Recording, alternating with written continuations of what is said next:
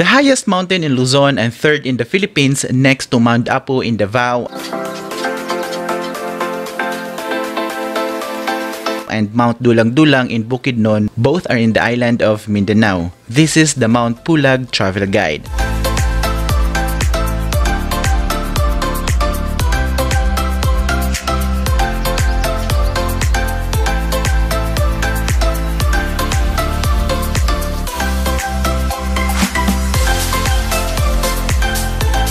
The borders between provinces of Benguet, Ifugao, and Nueva Ecija meet the summit of Mount PULAG with an elevation of 2,926 meters above sea level.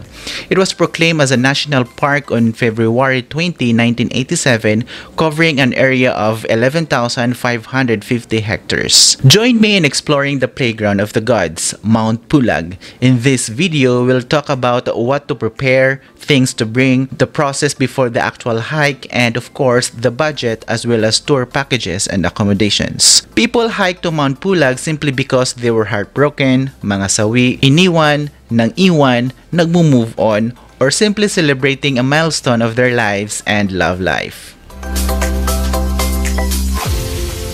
Mount PULAG is considered to be a major hike. Well, it depends on which trail you're gonna take on.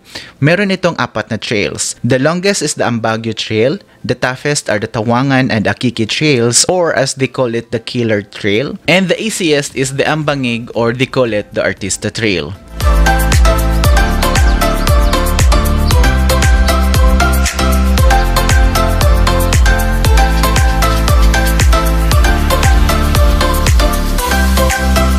You have to prepare yourself kahit na sinasabing the easiest ang Ambangig. You still need to prepare dahil aabutin kayo ng mahigit kumulang 12 oras paakyat at pababa. And you need to prepare this: proper clothing, trail foods, 1 to 2 liters of water, first aid kit, and other necessities.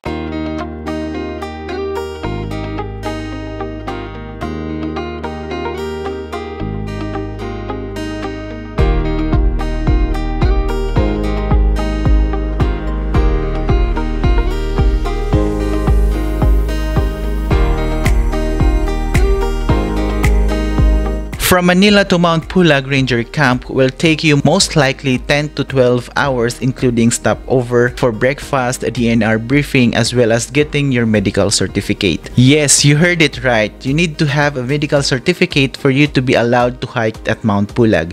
This is an additional safety precautions for all hikers.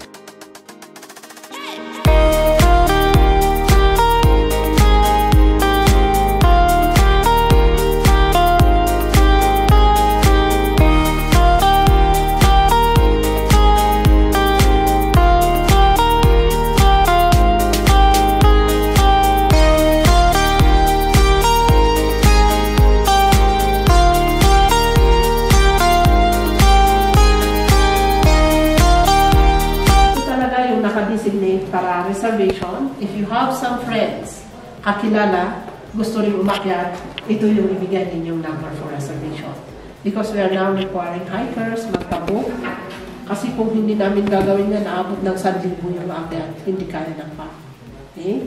And then the reason why we are requiring medical certificates, may mga cases na ng heart attack nun, we do not like that to happen again. Kaya nire-require. Next, either you will stay in a homestay for a few hours at the ranger camp, or you will hike right away and stay with your tent either in the Camp 1 or Camp 2. Then proceed to the sunrise viewing the next morning at the Tower Peak before heading to the summit of Mount PULAG. Total hours of hiking up to the summit and going back to the ranger camp will take you most likely 11 to 12 hours, depending on your pace.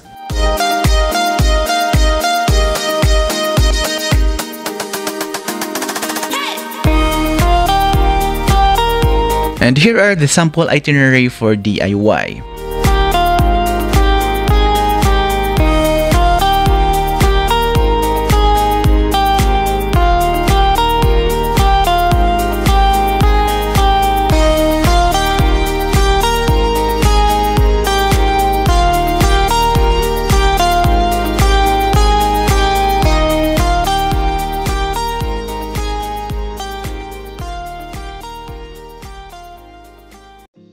via Join Tour. This is the most hassle-free tour as you have a coordinator who will take care of all the requirements that are needed prior to your actual hike. I highly recommend our coordinator, Mr. Lance, and his contact number and Facebook page provided in the description box below. And oh, by the way, he is an early professional photographer that will take your Instagrammable photos.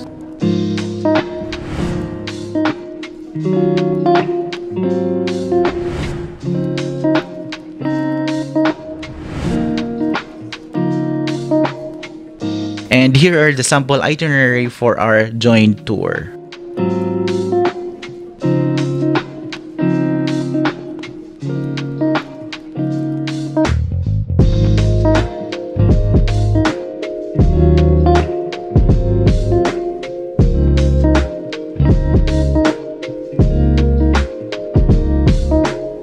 And the total budget for the joint tour is around 3,000 pesos.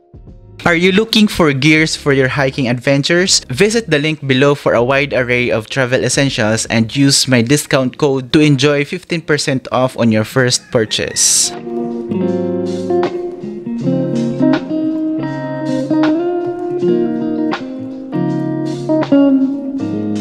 I hope you enjoy and learn something from this travel guide to Mount Pulag. And if you do, please give it a huge thumbs up and share it with your friends. And do not forget to subscribe to my channel for more travel guides.